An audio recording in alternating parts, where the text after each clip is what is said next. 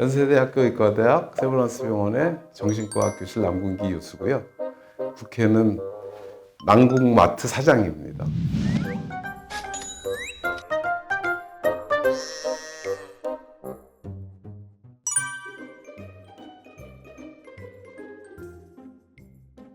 많은 사람들이 또 신년이 되니까 뭐 계획을 세운다. 우리 가족들도 그러고 저한테 물어보는 사람들이 많아요. 올해는 어떤 계획을 가지고 계십니까? 저는 어떻게 하려고 그럽니다. 뭐 어쩌고 저쩌고 이런 얘기들이 많은데, 근데 이제 그 송강호가 그 기생충에서 그 아들한테 그러잖아요. 절대 실패하지 않는 계획이 만주라네. 무계획이야, 무계획.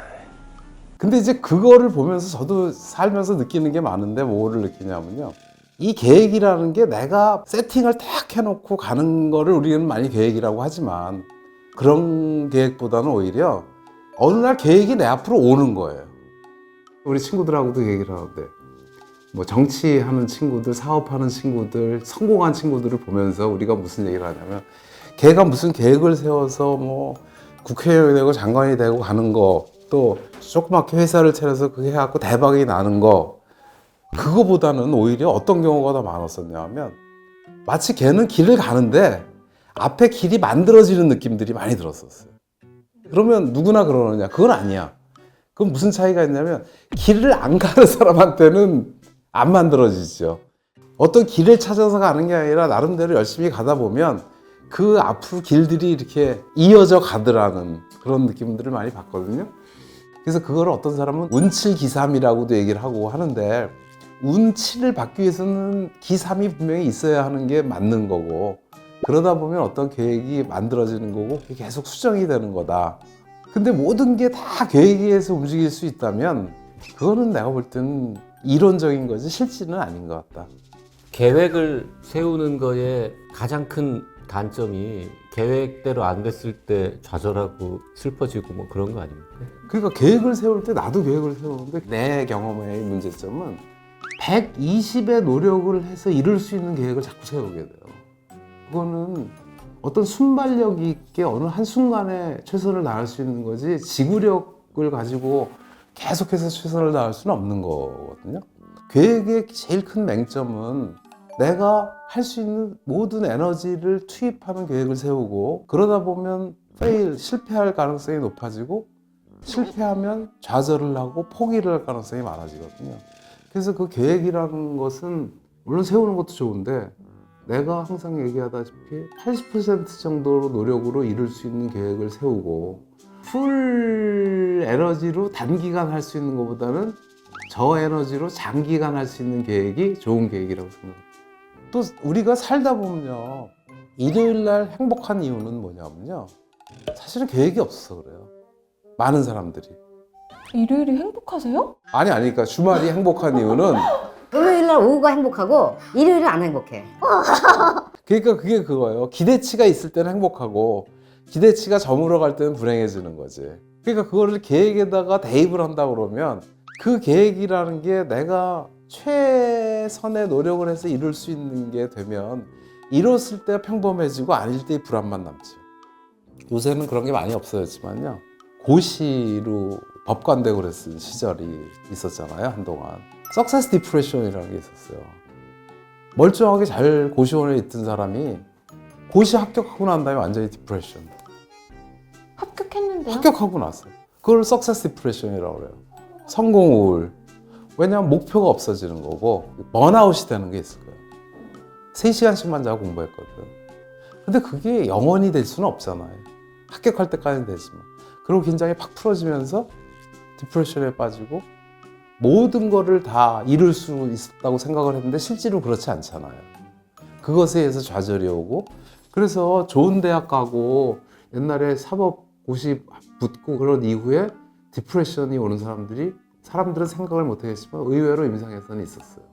그럼 그런 건 어떻게 극복을 해요? 의사들이 좋아하는 말로 약도 먹고 세팅을 새로 해야지, 세팅을. 내가 모든 거를 120%를 노력을 해서 살아야 되는 건 아니고, 그렇게 안 살면 죄 짓는 것 같고 사회에 뒤떨어지는 것 같고 이런 생각에서 빨리 벗어나야지. 어떤 의미에서 거지가 제일 행복하다고 그러는 사람들 있잖아. 왜냐하면 목표치가 낮기 때문에. 우리가 보통 이렇게 열심히 사는 사람들이 볼 때는 직업 없고 노숙하는 사람들은 365일 하루 24시간이 불행할 거라고 생각을 하지만 사실은 그렇지 않아. 그들도 그들 나름대로의 희노애락이 다 있거든요. 그래서 내가 강의 가면 꼭 그런 얘기를 하는데, 그럼 행복의 양은 무엇이냐? 기대치라는 분모분의 성과라는 분자의 계산이 행복이다. 기대치가 낮을수록 나눗셈은 커지죠. 분자가 같더라도. 그래서 나는 내 자신에 대해서도 그래요. 사람들은 나를 보고 뭐 너는 많은 걸 갖고 있지 않느냐라고 얘기를 하는데, 내가 더 가질 게 목표를 세팅할 수도 있잖아요. 내가 갖고 있는 거, 내가 지금 살고 있는 거, 이런 거에 대해서 절대적인 건 없잖아요. 사람마다 다른 거니까요. 근데 내가 생각할 때 나에게 100이면 나는 한 80에 세팅을 하려고 굉장히 노력을 해요. 또 어떤 사람은 이 얘기를 듣고 거만하게 이렇게 얘기할 수도 있어요. 또 우리 집사람은 나보고 뭐라 해요? 맨날 그렇게 세팅을 하니까 사는 게 맨날 그렇지, 나한테 또 욕을 해. 똑같은 상황을 놓고. 그렇지만 나는 내가 그런 어떤 최적점을 찾는 거거든요.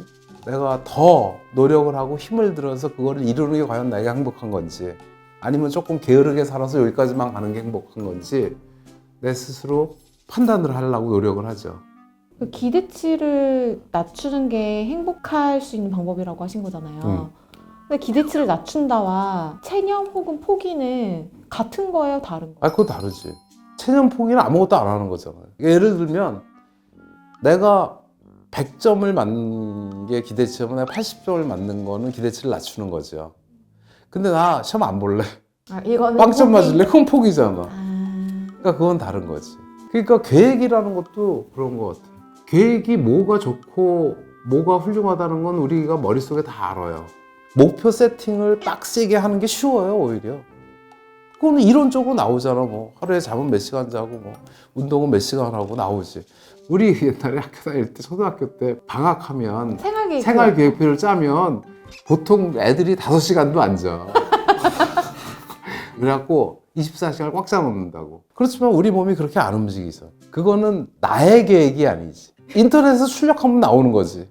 그러니까 나의 계획은 내가 나에 맞게 짤 수 있는 게. 그러니까 저는 잠이 많아요, 개인적으로. 그리고 특히 아침잠이 많아요. 근데 그건 태생이 그래. 그래서 학교 다닐 때도 그랬고 대학 다닐 때도 그렇고 아침에 공부하는 거를 계획하는 순간 나는 망한다는 거를 내가 알았어. 그래서 늦더라도 늦게까지 공부를 하고 자고 시험 시간에 맞춰서 학교를 가야지, 내가 미리 일단 자놓고 일찍 일어나서 공부를 해야지, 그럼 빵점 맞는 거지. 그것도 무계획 같지만 계획이라니까. 그러니까 내가 나를 알고 나의 성향에 맞게 세팅을 잘하는 게 내가 행복할 수 있는 지름길이다. 그러니까 어떤 사람은 계획을 세우면 못하는 사람도 있어요. 부담이 돼서 그거에 노예가 되는 거지, 쉽게 얘기하면.